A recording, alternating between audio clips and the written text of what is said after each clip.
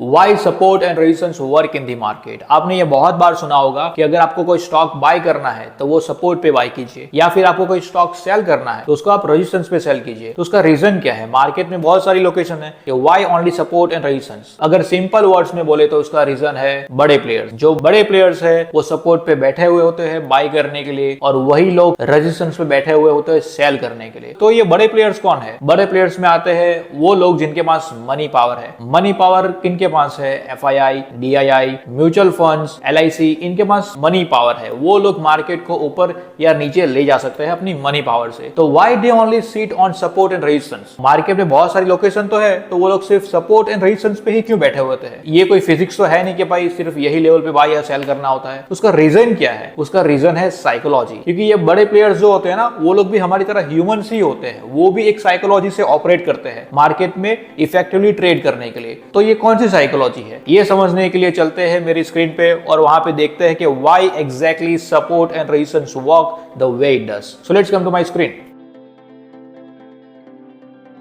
Okay, तो हम screen पे आ गए हैं। सबसे पहले हमें यह समझना पड़ेगा कि मार्केट क्या है। जैसे आप स्क्रीन पे देख सकते हो, market is nothing but the tug of war between buyers and sellers. Market में ये बायर्स और सेलर्स फाइट कर रहे होते हैं राइट प्राइस चूज करने के लिए, राइट। जैसे यहाँ पे मैंने एक ग्रुप बायर्स का बताया हुआ है और दूसरा ग्रुप मैंने सेलर्स का बताया हुआ है। ये लोग फाइट कर रहे हैं राइट प्राइस लेने के लिए। तो यहाँ पे समझ लीजिए कि अगर बायर्स में स्ट्रेंथ ज्यादा होगी सेलर्स से तो क्या होगा? प्राइस अप जाएगी। यानी कि मार्केट कैसी कैंडल बनाएगी? मार्केट ऐसी ग्रीन कैंडल बनाएगी, राइट। अगर समझ लीजिए मार्केट में एट अ टाइम ये सेलर्स का डोमिनेंस ज्यादा है बायर्स से, तो क्या होगा? प्राइस डाउन जाएगी। तो उस टाइम पे मार्केट ऐसे रेड कैंडल बनाएगी जो दिखाता है कि सेलर्स का डोमिनेंस है, राइट। तो ये कैसे पता चलेगा कि भाई कौन सी लोकेशन पे या तो फिर कौन सी प्राइस पे बायर्स ज्यादा है या तो फिर कौन सी लोकेशन पे सेलर्स ज्यादा है? तो इसका आंसर है सपोर्ट एंड रेजिस्टेंस। तो ऑब्वियसली आपके माइंड में ये आएगा कि क्यों भाई सपोर्ट एंड रेजिस्टेंस ही ऐसी लोकेशन है या तो फिर ऐसा एरिया है जहाँ पे बायर्स एंड सेलर्स बैठे हुए हैं, बाकी किसी लोकेशन पे नहीं बैठे हुए हैं? तो उसका आंसर है साइकोलॉजी।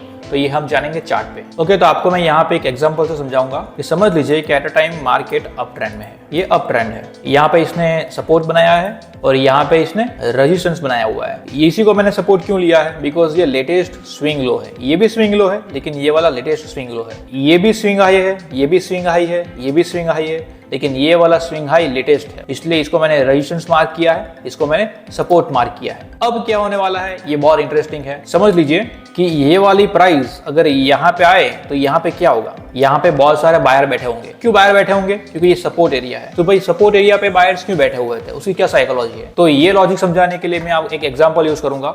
समझ लीजिए कि आप आईफोन लवर है और एप्पल ने अभी एक नया आईफोन लॉन्च किया है और आपको वो आईफोन लेना है, लेकिन बात यह है उसकी प्राइस है 1 लाख रुपए, जो कि आपके बजट में अभी नहीं आ रही है। लेकिन समझ लीजिए एग्जांपल के लिए कि अभी कोई दिवाली आने वाली है या फिर कोई भी फेस्टिवल आने वाला है, तो उसकी प्राइस ड्रॉप होकर हमें 70,000 में मिल रही है। तो ऑब्वियसली आप एक्साइटेड हो जाओगे यार कि यस मेरे बजट में प्राइस भी आ गई एंड मुझे आईफोन लेना था नया, वो भी मिल रहा है। लेकिन बात यह है जब तक आप लेने गए वो सोल्ड आउट हो गया, तो ऑब्वियसली आपके अंदर रिग्रेट वाली फील आएगी यार कि मैंने थोड़ा डिले कर दिया। अगर मैंने थोड़ा जल्दी लिया होता तो ऑब्वियसली मुझे मेरे अपने प्राइस रेंज में ये वाला फोन मिल जाता। तो वो तो ऑफर आपके हाथ से चली गई। लेकिन समझ लीजिए कि 1 महीने बाद वापस से वो ऑफर आती है कि कोई भी रीजन की वजह से वही वाला फोन 1 लाख की बजाय 70,000 में मिल रहा है और आपको पता चल गया, तो ऑब्वियसली सबसे पहले आप ही जाओगे और वो वाला फोन बाय कर लोगे 70,000 में, राइट। ये ऑब्वियसली आपके साथ हुआ होगा, नॉट मैंडेटरी कि आईफोन में ही हुआ होगा, कोई ना कोई प्रोडक्ट में हुआ ही होगा। तो ये 70,000 जो है ना वो सपोर्ट बन गया आईफोन की प्राइस के लिए, राइट। तो सेम मार्केट में भी है। समझ लीजिए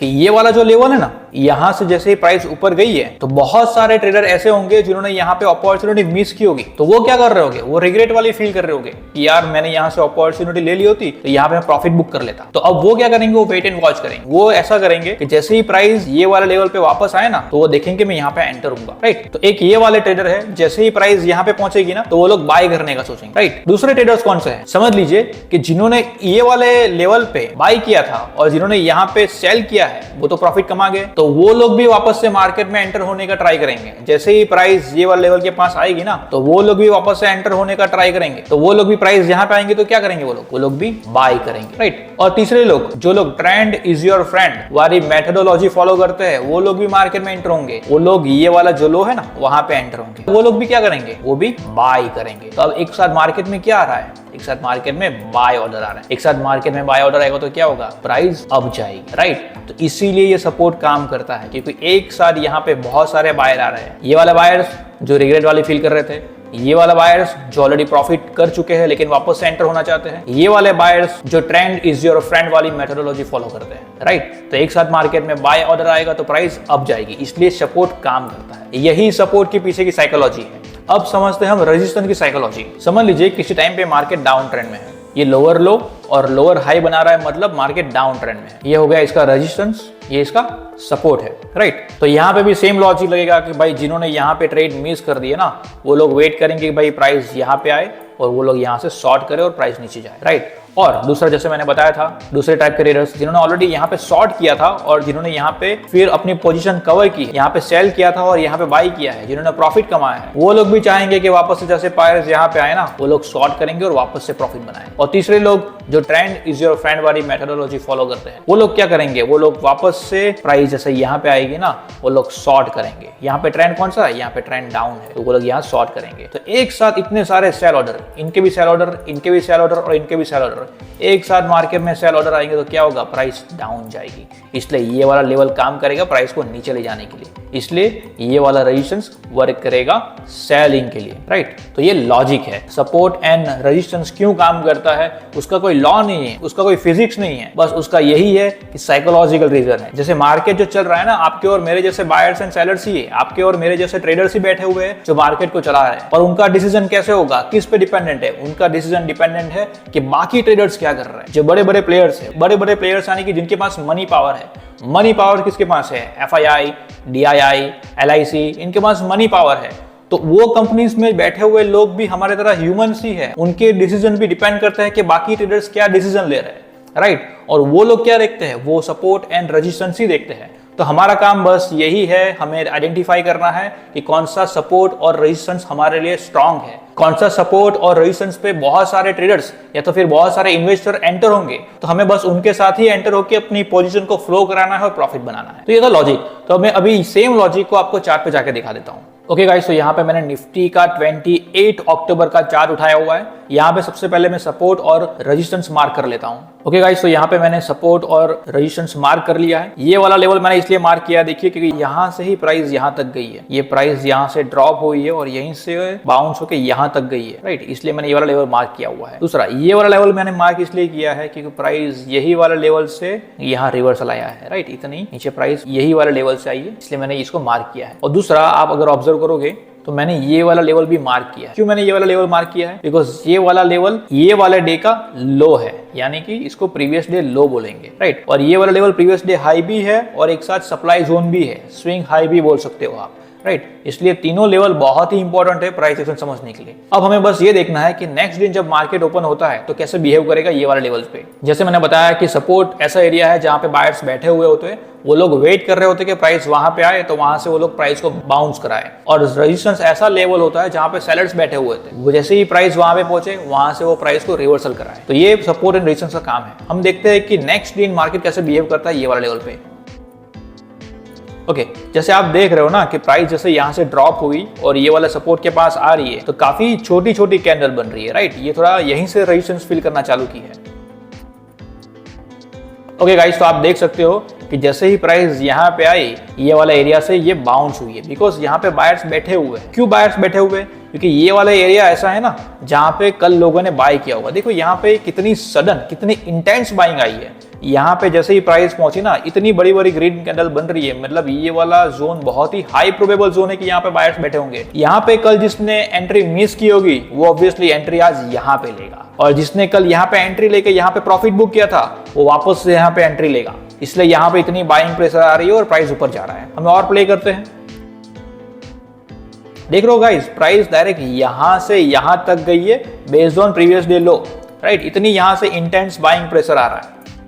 ओके गाइस, तो आज का ये 29 अक्टूबर का दिन खत्म हो गया है, राइट। अब यहाँ पे क्या हुआ है आज के देखेंगे। जैसे ही प्राइस यहाँ से ओपन हो गई, यहाँ से पूरा बाउंस मिला है और यहाँ तक गई है, हमारे ये रेजिस्टेंस तक गई है, राइट। तो ये वाला सपोर्ट बहुत ही बढ़िया काम किया है। ये पूरा एरिया होता है, मैं लाइन मार्क कर रहा हूँ, इसका मतलब ये नहीं कि एक सिंगल लाइन ही है, हमेशा हमें सपोर्ट एंड रेजिस्टेंस को एज एन एरिया और जोन की तरीके से ही लेना होता है। ये फिक्स लाइन नहीं होती, ये पूरा एरिया होता है, यहाँ पे बायर्स एंड सेलर्स बैठे हुए होते हैं, राइट। तो अब हमारा जो सपोर्ट है ना, ये अभी भी रहेगा और ये थोड़ा एरिया हम इसको और मार्क कर लेंगे। ये वाला पूरा जोन बन जाता है, इसलिए मैंने ये डबल लाइन मार्क की है। और ये वाला अभी भी लेवल रहेगा, क्योंकि ये सिर्फ प्रीवियस डे हाई नहीं था, ये सप्लाई जोन भी था। देखिए यहाँ से प्राइस डायरेक्ट यहाँ तक आई है, इसलिए बहुत ही स्ट्रॉन्ग लेवल है ये, राइट। तो हम नेक्स्ट दिन देखते हैं नेक्स्ट दिन प्राइस एक्शन कैसे काम करती है।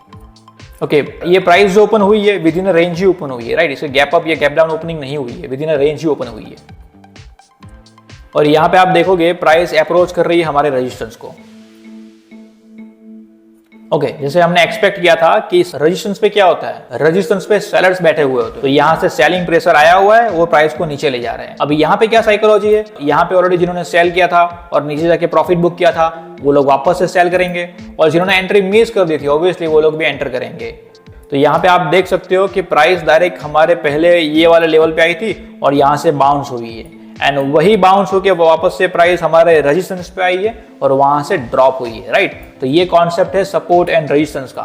सपोर्ट एंड रेजिस्टेंस में सिर्फ स्विंग हाई और स्विंग लो नहीं आते, बहुत सारे सपोर्ट रेजिस्टेंस होते हैं। Previous day high, previous day लो भी होता है, सप्लाई एंड डिमांड जोन्स भी होता है, जो कि ऑलरेडी मैंने अपने वीडियो में कवर किया हुआ है। वो वीडियो के लिंक मैं आपको डिस्क्रिप्शन सेक्शन में दे दूंगा, आप जाके देख सकते हो, राइट। तो ये सपोर्ट एंड रेजिस्टेंस लेवल जो इंपॉर्टेंट रोल प्ले करने वाले हैं, वो आपको मार्केट ओपनिंग से पहले ही मार्क करना होता है। मार्केट ओपनिंग से पहले मार्क करोगे तभी आपका चार्ट रेडी रहेगा और जैसे भी प्राइस एक्शन होए उसके बेस पे आप ट्रेड ले सको। ओके गाइस, तो हमने देखा कि सपोर्ट एंड रेजिस्टेंस कितने इंपॉर्टेंट रोल प्ले करते हैं अगर आपका अप्रोच ट्रेडिंग में प्राइस एक्शन वाला है। लेकिन सिर्फ सपोर्ट एंड रेजिस्टेंस मार्क करना इंपॉर्टेंट नहीं है, कौन से ऐसे सपोर्ट एंड रेजिस्टेंस है जो स्ट्रॉन्ग रोल प्ले कर रहे हैं, जहां पे लिटरली बायर्स एंड सेलर्स बैठे हुए हैं, वो मार्क करना इंपॉर्टेंट है। अगर आपको भी नहीं पता है ये कौन से लेवल्स मार्क करने होते हैं, तो आप मेरे टेलीग्राम चैनल ज्वाइन कर सकते हैं। मेरे टेलीग्राम चैनल पे मैं रेगुलरली सपोर्ट एंड रेजिस्टेंस के बारे में as well as trading tips and tricks के बारे में अपडेट करता रहता हूं, एंड मेरे टेलीग्राम चैनल की लिंक मैंने डिस्क्रिप्शन में दे रखी है। Okay, so that is it guys, thanks for watching this video, I will see you next video,